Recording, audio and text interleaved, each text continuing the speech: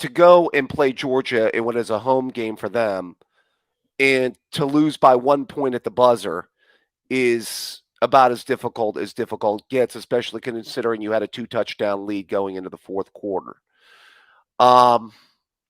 Is it fair to say that an injury to a star wide receiver may pave the way to Georgia winning another national championship? Kirk Herbstreit ran it down, and he didn't need to do it because anybody that knows the personnel knows what was going on by the fourth quarter. And it's pretty staggering to imagine Ohio State was playing that well with the personnel losses that they had. Yeah. So Ohio State doesn't play into moral victories. It doesn't exist in any such way. But considering who was not on the field for them, I think it's pretty remarkable how well they played. Yeah, I mean, I've said that I put this on Zach's podcast earlier in the year. I do think injuries cost this offense to a great extent from reaching its absolute zenith or ceiling.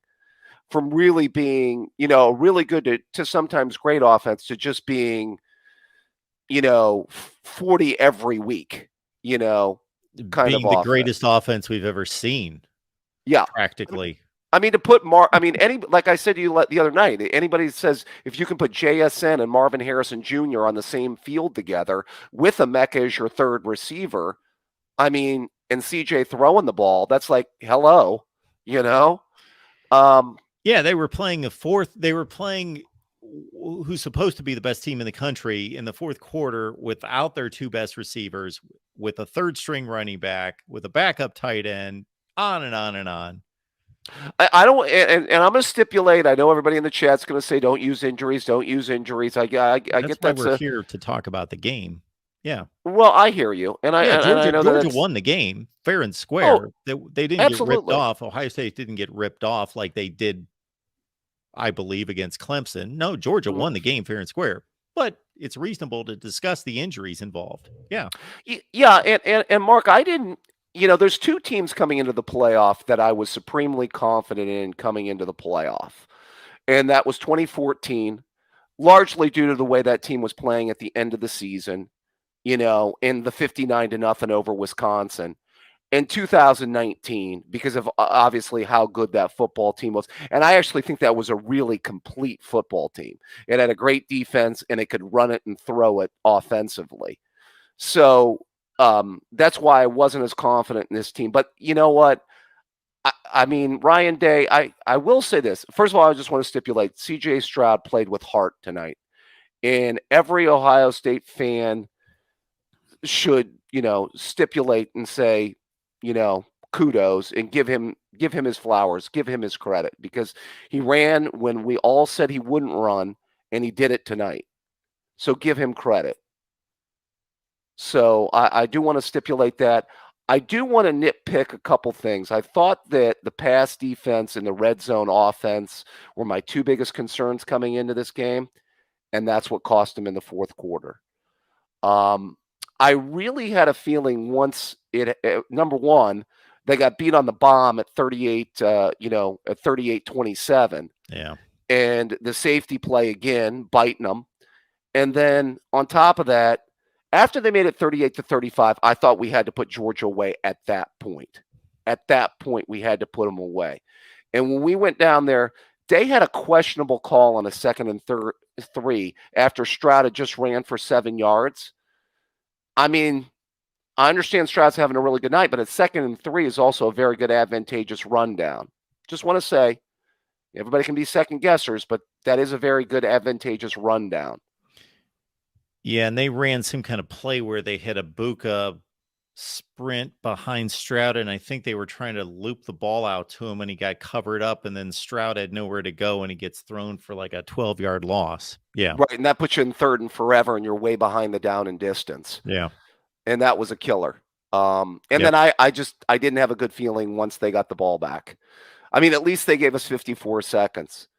And I think the other one that will be debated is he runs the ball on first down once they get it to about the 31-32, but then throws the ball on 2nd and 3rd down. Well, I think he saw the result of Georgia's stacking up against us, expecting us to play conservative, try to get a shorter field goal, and we saw the result of it on first down. Yeah. The tough part really to encapsulate as an Ohio State fan really since 2018, and this is yet another year, is we've had all-time great quarterback play since 2018 to a great extent. Yep. You know, when you look at Dwayne Haskins, Justin Fields, and CJ Stroud. Why I said 2019 was the only team I was confident in. Well, they had a dominant running game to go along with a great quarterback, and they had a defense.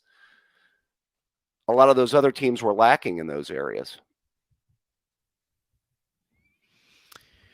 Yeah, I think what makes this more difficult to take for the Ohio State fan is that TCU is sitting in the championship game. And all due respect to TCU, Yeah, Ohio State would beat I them, I hear most you. likely. Oh, I think Georgia's going to beat them by 2 or 3 scores. I'm going to be maybe I eat words because I said that team up north was going to beat TCU by 2 or 3 scores. But to be fair to the team up north, they had some questionable calls. I'll stipulate to them. I think there were a couple questionable calls in that game. And on top of that, I mean, you can't fumble and I mean, come on. And then Harbaugh got way too cool for school, inside the 2-yard line on that first drive. I mean, are Yeah. you serious? Yeah. I mean, come on. What play are you trying to run there, man? Yeah. I don't know. They did make some dumb, boneheaded play calls, and I'm not a big play call guy, but they did. The situational football for Michigan was awful, and your quarterback threw 2 pick sixes. Yeah. That's difficult to get off the deck from. Yeah.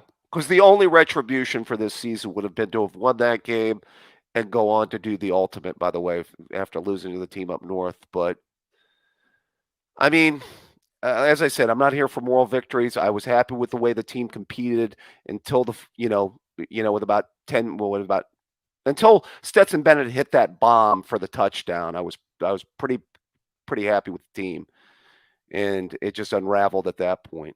I hear you, David. It's a game that's going to be tough to take for Ohio State fans for a long, long time, for good reason. Again, LSU was the prize after the Clemson loss, which was, let's call it for what it is. Sure. Clemson gets credit for the victory. They didn't do anything wrong. Ohio State, regardless of the officiating, should have put the game away. They failed to do so. Therefore, they blew the game. But there were 3 awful calls against Ohio State in that game. That's obvious to anybody who watches college football and who understands the game. But to say that Ohio State would have beaten LSU, probably Sure. not. But they would have competed. But yeah, because they'd have had to play another home game, by the way. Yeah. LSU's playing a home game. So this one stings a little bit more because, again, Ohio State would be a decided favorite. Shoot, Georgia's at 13. Ohio State would probably be at 8 or 9 or 10. Yeah. By the way, is that the early line? Did you see it, Mark? 13. Wow, 13.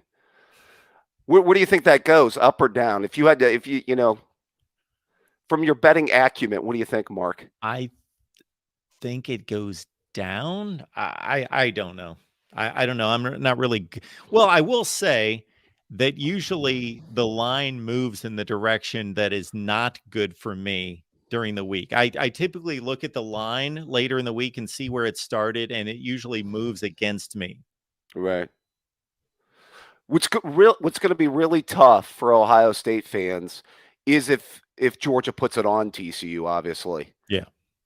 I mean, even if it's close to a boat race, and they beat them by 2 or 3 scores, that's going to be tough. Oh, yeah. We would have done the same thing, would be the thought, obviously. Yeah. You're an Indians fan, Mark. 07 Indians losing to the Red Sox was the de facto World Series. Yes. Because either team was going to be Colorado. Yes. And I think I'm going to say it because I should be bold in my, but I could be proven wrong. We just watched the national championship game. Yeah, it's that when you put it that way, you know what? Now it's time to go get hard liquor, Mark. Yeah, we just watched the national championship game, and we just watched the 2 best teams in America. Oh man, this just seems like a slipped opportunity, and it was a tough one. It really does, especially having the quarterback this year. But Yeah, I just felt that the defense, and to score north of 40 points and lose is always. By the Yeah. way, we made that history mark ever since Mm, that loss to Clemson yeah. when Taj Boyd and Watkins and that crew tore us apart. We couldn't cover a screen pass, or the day that Braxton Miller's shoulder went to die. Unfortunately, But that Ohio State team did not score 40. They gave up 40.